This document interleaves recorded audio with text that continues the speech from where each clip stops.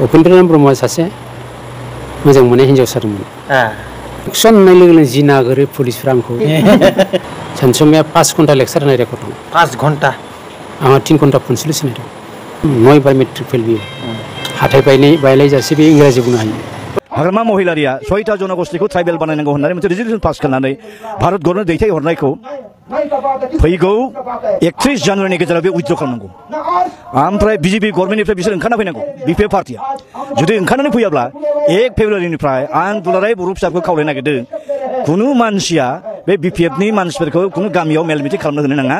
आरो 1 फेब्रुवारिनिफ्राय जेसेबां बर' मानसि बिपिएफआव दं बिजेपिआव दङब्ला आरएसएसआव दङब्ला ओंखारबोजोबथारनांगौ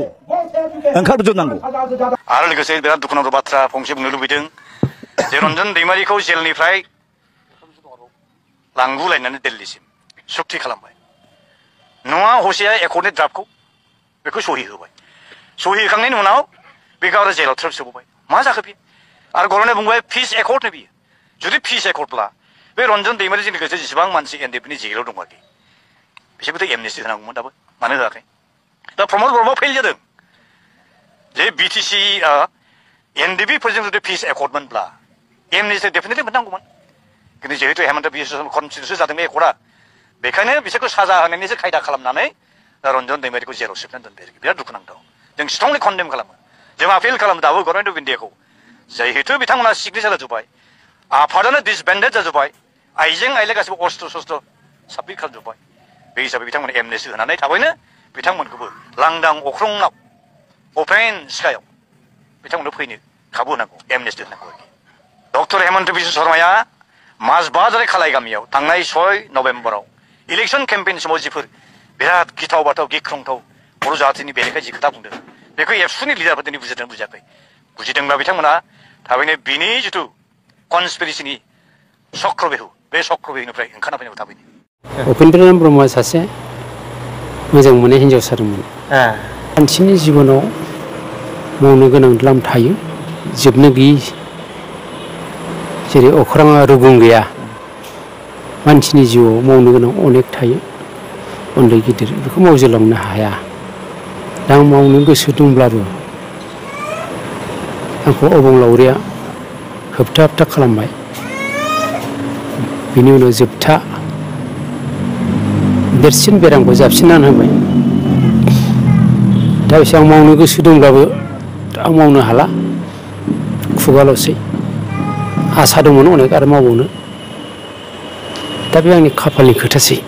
आं उन्दैनिफ्रायनो 1970 क्लास 8आव फरायनायनिफ्रायनो बोरैबा ससियेल वार्कार हिसाबै इनभल्भ जाफ्रांदों बेनि उनाव रमान स्क्रिप्ट फैबाय 1974-75 बे समाव आङो हायार सेकेन्डारि सेकेन्ड इयाराव फाइनाल इयार बै समाव जोंनि समाव पिअ होनना बुङोमोन प्रि इउनिभार्सिटि तेजपुर कलेजाव बे रमान स्क्रिप्टआव जोङो डिस्ट्रिक्ट लिडारमोन सासे स्ट्रं वार्कार आरो एक्जिकिउटिभ मेम्बारमोन बे समाव जों अनेक आन्दलननि गेजेरजों थाफानानै अनेक खामानि मावनायाव बांसिन गभर्नमेन्टजों जों साजा मोनदों जेल जादों बेनिफ्राय अनेक खोथा जों सोलोंदों बेवहाय अनेक सेक्रिफाइस खालामदों साहित्य सभा आरो एक्सन कमिटि होननाय मोनसे दादोंमोन दा साहित्य सभा एक्सन कमिटिनि गेजेरजों रमान स्क्रिप्ट आन्दलना जादों बेवहाय फार्स्ट मार्टियार जादों अमलाराम बर' शिवराम बर' बरपेटानि बिसोर बबे आफादजों बे जोंनि रायजोमोन ना बे समावथ' आरो आफाद गैयामोन मोननै मोनथाम एलपि स्कुलनिफ्रायनो एखे इउनिभार्सिटि 90 बोसोर बैसोसिम एखे हुलु हुला बयबो बारसोमजोबदोंमोन रमान स्क्रिप्ट आन्दलनखौ देरसिन आन्दलन गैया बर'नि गेजेराव दानि खालामदोंब्ला पार्टलि बबेबा मोनसे अर्गानाइजेसन खालामदों बबेबा थाथ'दों बिसिनाबा गिदिर जादों खिन्थु जोंनि बायदि हाग्रा बंग्रा न'आव थांनानै बुसिहैनाय सालगान्दै बुसिनाय दाउ अमा लाबोनाय पुलिसफ्रा दैखराव मुलि होनानै गारबोनाय भुमका गेंरेप खालामदों भुमकायाव फुलुं साफरियाव बिहुराम बर'खौ बुथारदों पुलिसफ्रा बिदिनो अनेक एट्रसिटिस पुलिस एट्रसिटिस CRP एट्रसिटिस आर्मि फोलाना होदोंमोन शरद सिंह चिफ मिनिस्टार बे समाव हितेश्वर शइकिया स्टेट हम मिनिस्टार बिसोर इच्छा मथे बर' जातिखौ बुख्रेबदों फोजोबनायनि थांखिसो लानायमोन आरो बिसोर आरो बे समावनो साइमल्टेनियासलि पेरेलेल भाबै उदयाचल आन्दलनाबो ओरैबायदि गोजौआव सौहैदों चरन नार्जारिनि दैदेननाय चरन नार्जारि प्रसेनजित ब्रह्म रुपनाथ ब्रह्मनि फिसाला प्रसेनजित ब्रह्मआ रुपनाथ ब्रह्मनि फिसाला 9 बार मेट्रिक फेल बियो हाथाय बायलायजासे बे इंराजि बुंनो हायो प्रसेनजित ब्रह्म रुपनाथ ब्रह्मनि फिसाला 9 बार मेट्रिक फेल बेखौ गपिनाथ बरदलैया बुंदोंमोन सानसेखालि ब्रह्म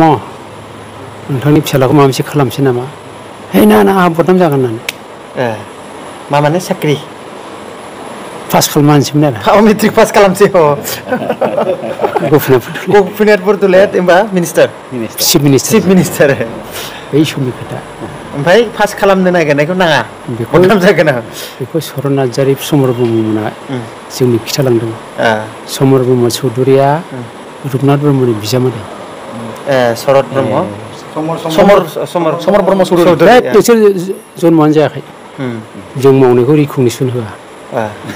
रायलायनो फारिलांलै समर ब्रह्म चौधुरि गोदोनियालाय माफ्रा बेफोरखौ बावगारजोबनांगौ बिदि बुंग्रासो जों मावनायनि जारिमिनखौ नोंसोर मिथियाबा गाबोन मा आन्दलन खालामगोन नोंसोरलाय बिदि थिग नङा जोंखौथ' मानसि होननानै गयनोखौनो खालामा दानि जेनेरेसना नुवाखैबो नालाय लेखाबो फराया सोर मा मावदों सानसुमा फैब्लाय सानसुमा बोराय फैदों नालाय बे समाव PTCमोन उदयाचल नगरा उदयाचल PTCआ plains tribal council of Assam बेनि प्रेसिडेन्टआ बिरुचन दले मिसिं भाइस प्रेसिडेन्टआ समर ब्रह्म चौधुरि जेनेरेल सेक्रेटारिया चरन नार्जारि एसिस्टेन्ट सेक्रेटारिया माबा बिनय कुंगर बसुमतारी लेफ्टेनेन्ट ओमफ्राय जों तेजपुरनि कमल बसुमतारी बिमल ब्रह्म गयारि ललित बर' MLA बिसोरो सोरनि नामखौ गोसोआव दंब्ला रायजो बिनाय हिसाबैबा PTCनि मानसिफोर गोसोखांनांगौ बर'नि संग्रामनि खुन्थिया आरो फाउन्डेसनखौ बिसोर गायसनदों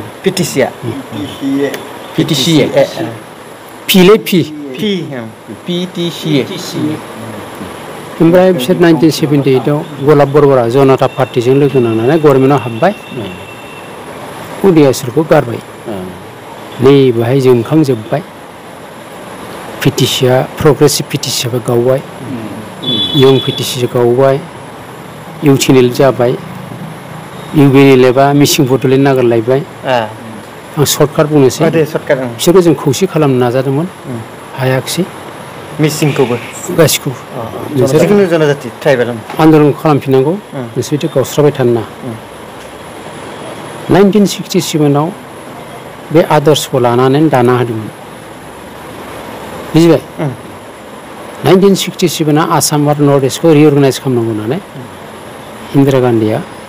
डिक्लेयार होदोंमोन थारमाने गोदान फिसा फिसा बोफ्लेनानै रायजो नै बेहायसो सिरि मोननानै चरन मोना बै समनि सेंग्राफ्रा एबसुखौबो दाबाय PTCखौबो दाबाय एबसुआ दाना आरो बै समनि एबसुआ बिदि एबसु जाबाय नोंसोरा रायजो बिदो जों सिटिजेन हिसाबै सापर्ट खालामो अरिजिनेल मट'आ आदर्श बेसोमोन ओंखायनो एबसुजों बे समाव बेसेनिमोन सारा नोङो बेसेसिम सारा आङो बैसो खोन्था आङो माबाबाय मेट्रिक सेंग्रा जागा एकदम बेनिफ्राय कलेजाव फैबाय रमान सिख्र आन्दलन बे समावथ' नों बाहागो लाबाय होमबा लादों जों PTCनि सापर्टारमोन PTCनि सापर्टार ओमफ्राय एबसुनि एक्टिभ वार्कार आं तेजपुर आनसलिकनिबो जेनेरेल सेक्रेटारि जादों 75, 76, 77आव रौथावबो जादों दा बे हिसाबै 78आव इलेक्सनाव जनता पार्टिजों लोगो नांनानै पिटिसिया दानि जेनेबा प्रमद बर'आ एलायन्सआव थानाय बायदि दा बिसोर बिदिनो थाबाय समरा मन्त्रि जाबाय फरेस्ट मिनिस्टार बे समाव बे रेंमा दैमायाव नागालेण्डआव मानिबा गन्दगलाव 200 जन दानस' जादों बर' नागाफोरजों बर'फ्रा सिमायाव बाहाय समरमा चौधुरिया फरेस्ट मिनिस्टार जानानै आसामनि कुइसननि एन्साराव मा बुंखो बेयो 9 जनल' थैयो बे 79नि खोथा बेयो 200 जनाव 9 जनल' हिसाब थगायबाय बे बबे जायगानिमोन बे जायगानि बे नागालेण्ड बर्डार थाहैनाय ओमफ्राय जोङो बे समाव एबसेन्टनिफ्राय रिएक्सन होदों स्टेटमेन्ट 79 बे समाव आं भाइस प्रेसिडेन्टलाय सन्तला बसुमतारी प्रेसिडेन्टमोन माबानि सेन्ट्रेलनि भाइस प्रेसिडेन्ट सन्तला प्रेसिडेन्टमोन सन्तला रिएक्ट खालामबाय बिसा खोथा बेयो 200 जननि बारा थैदों जों नायदों थांनानै जि जोम होबोदों एबसुआ 79नि खोथा 79 बे समाव आंहा फिसालाफ्रा जोनोम मोनजायाखै बेबायदि दा नोंनि कुइसनानो बेसोमोन जे सोर सोरखौ गोसोखाङो बेनि उनाव जोङो बिसोरजों जानाय नंला होननानै जोङो एबसुआ रायज्लायनानै उपेन ब्रह्म समाव जों ज' गारला बाथा बोसोन सोमला बसुमतारी बलिराम बर' अन्थाइगोरा बड'सा देबनाथ बसुमतारी बिदिनो बै समनि जोंनि गागि लिडार एबसुनि लिडारफ्रा बे समाव प्रेसिडेन्ट जाबाय 83 नोङो दुमदुमाव जानाय नंला जोंनि एबसुआनो डाइरेक्ट आन्दलन खालामसै होननानै जों डिसिसन लाबाय नोंबा एबसुआव आं एबसुनि प्रेसिडेन्टब्रा 83 धमधमा हाइ स्कुलाव आङो प्रेसिडेन्ट जायो बिनि आगोल स्पिकार बिनि आगोल भाइस प्रेसिडेन्ट कन्टिनिउ दिनैसिम आनरेस्ट बेनिफ्राय धमधमाव प्रेसिडेन्ट जानानै सानसुमा सेक्रेटारि जाबाय बिदिनो सेपारेट स्टेट नांगौनि डिसिसन लाबाय ओमफ्राय 86आव कनफारेन्स जाबाय आंनि टार्मिनेटेड कनफारेन्स आंनि बडिया बायसिगोन आरो बेवहाय आङो रौतायाव लाबोबाय दा बे समाव उपेना साख्रि मोननानै दं इनकाम टेक्स अफिसनि इन्सपेक्टर बेखौ 1.5 मासनि आगोल कनफारेन्स जागोन 1.5 मासनि आगोल लेंना लायनोसै नागकाटापुखुरि सिलपुखुरियाव बे फैथारलामोन बेखौ हाइलाइट खालामो ओमफ्राय आंखौ परथा गांसे जाहोबाय बियो गाहायाव दखानाव लाबोनानै बिराद गोबाव बुजायबाय आं नोङो जोंखौ गोदो एक्जिकिउटिभ मेम्बार भाइस प्रेसिडेन्ट जानानै गिदिर गिदिर खोथा बुंबाय दा आन्दलनखौ सोर लिडारशिप लानांगौ सानसुमा जानानै एसे गोबाव थानो हाया मोननै थामसो थाबाय जों गथ' गथायनि बिफा जाबाय जों गतिके जोंनि उनाव जुदि आन्दलन खालामनायनि लिडारफ्रा नोंल' आरो आन्दलन खालामनांला बड'लेण्डखौ नांला होननांगौब्ला जानला मोनलाबो जानो हागोन बेखौ सेन्टिमेन्ट ग्र' खालामबाय आं दे थांनोसै होननानै बेखौ खालामबाय रबिराम ब्रह्म सेक्रेटारि आंनो लाबोनाय आरो उपेन ब्रह्मखौ दा सोरखौनो सोनाय होयो मानसिफ्रा नोंसोर बुंगोन बोराया गाव क्लेम खालामना लालायबायलै होननानै बिदि जारिमिन बेखौ रावबो काउन्टार होनो हाया बे दा लेंना लायाब्ला फैगोन ना फैयामोन बे डाउटफुल बे मोनसे खोथा बुंदों नोंसोर लिड लालांबावदोब्रा आंथ' दंसै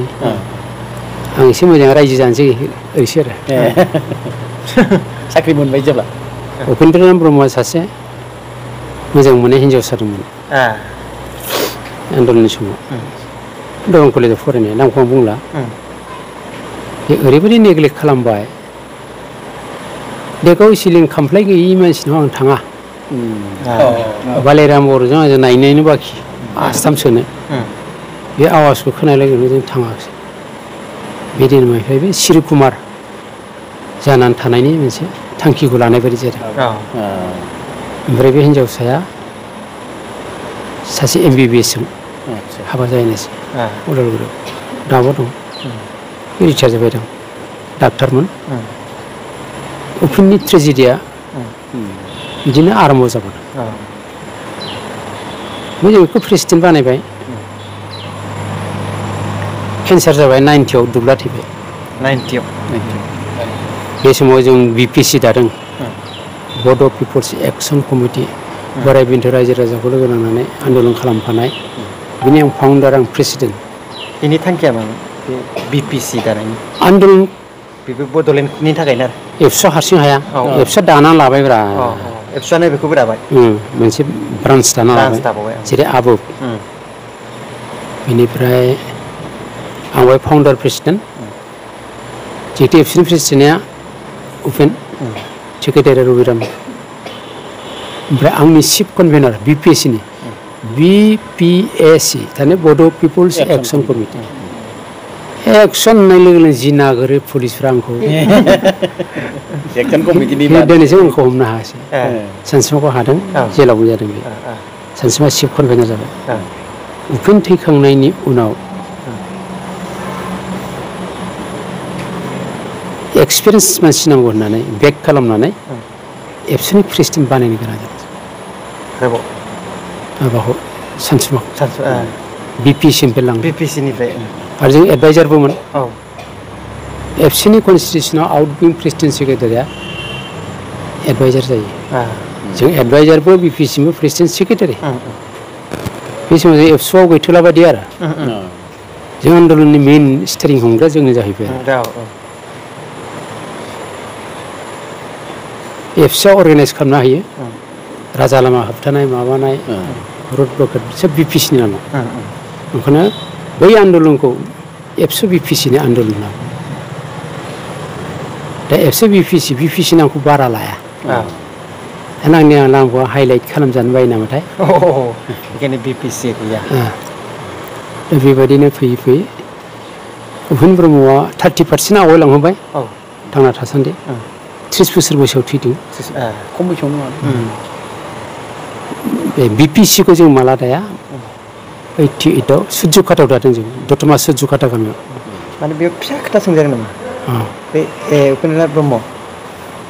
बेसे बोसोरसिम एबसुआव खामानि मावनाय सोर उपेन्द्रनाथ ब्रह्मआ बियो खै बोसोर बिबान लानाय बिबानजोंथ' खोथा गैया 78 90 15 बोसोरसो कन्टिनिउ 90सिम जोंनि समाव बेसेबां लादों लाया बेजों खोथा गैया सम होनाय जाय कमिटेड अट'म बारसोमोन नोंसोरबायदि दा आं हानाय नंलालै खिनो ओंखारदों आफाया लोमजादों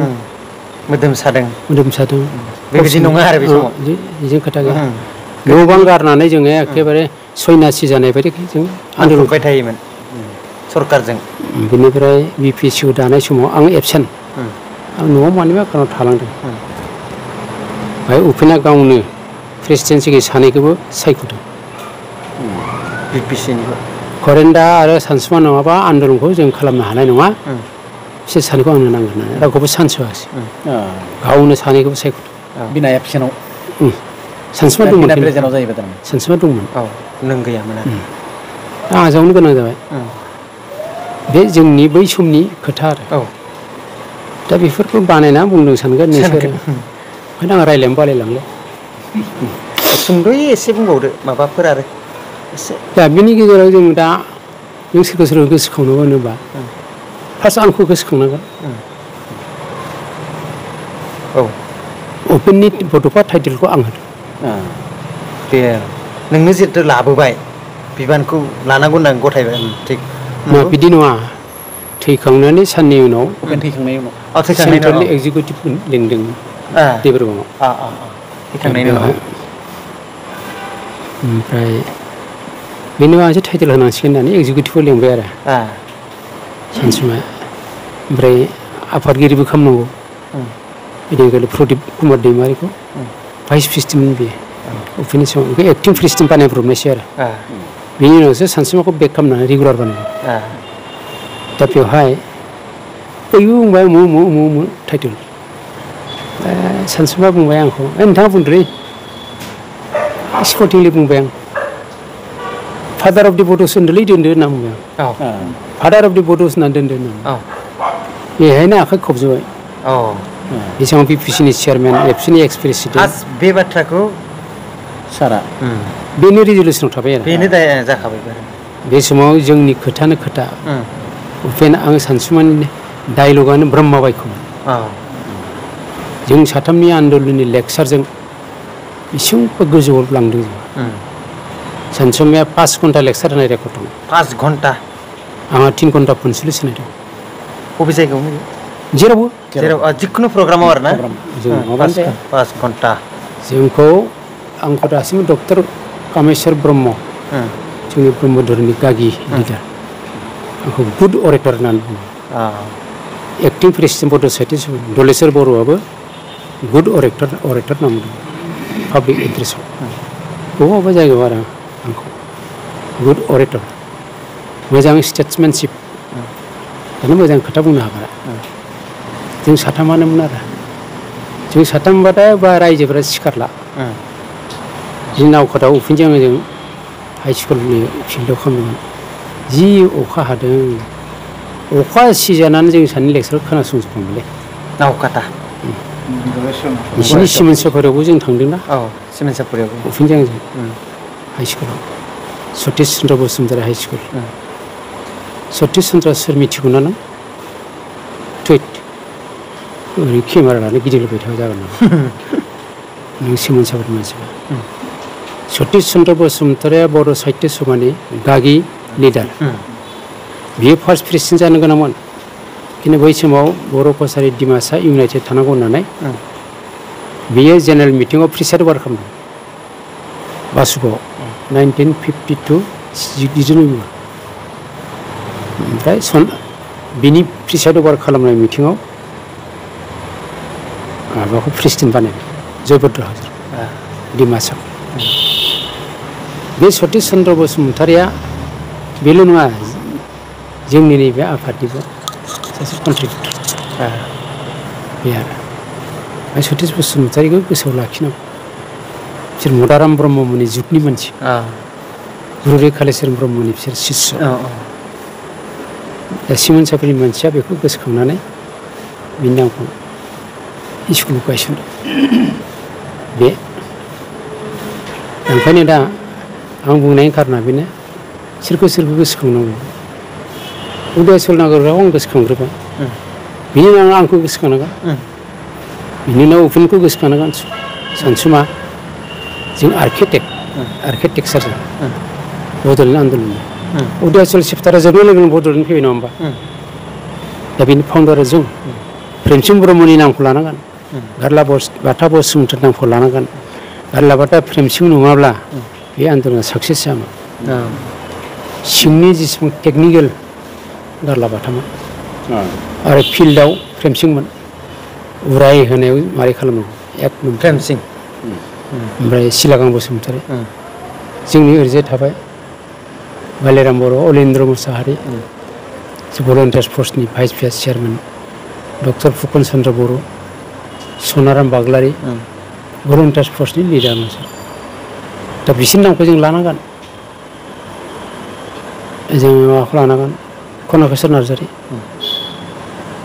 आन्दलननि संग्रामखौ लाखिबाय थाग्राया कनकेश्वर नार्जारि बिनय कुंगुर बिसोरनि नामखौ लानांगोन दा उपेना भाग्यबान लामा गेजेराव थैबाय दा भगबानजों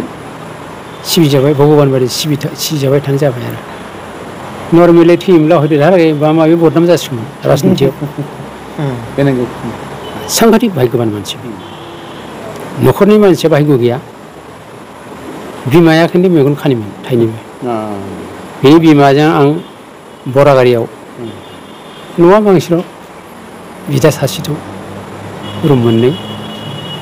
बेवहाय बे खान्थाल बिफां सेराव फट' दिखांजादों उपेन ब्रह्मआ मस्ट ट्रेजेडि बिदिनो मानसिफोरनि अननायजों फरायदों बियो प्रथम फरायदोंबो सक्ति आश्रमाव एम इ स्कुल बे आरो दा बिसोर उपेन ब्रह्मआ एसे गिदिर आन्दलन खालामनाय जाथिनि गेजेराव सासे गरिब मानसिया फैदों दा नंखायनो बर' जाथिया अभिशप्त अभिशाप दं खुनु जातिनि आन्दोलननि लिडारखौ गेजेर खन्द'निफ्राय लाना थाङाखै भगबाना उफिनखौ मानो लाना थांखो बे आरो उफिनखौ मानो लाना थांखो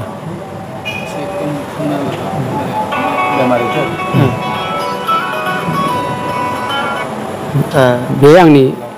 गोसोनि गाबखांनाय आरो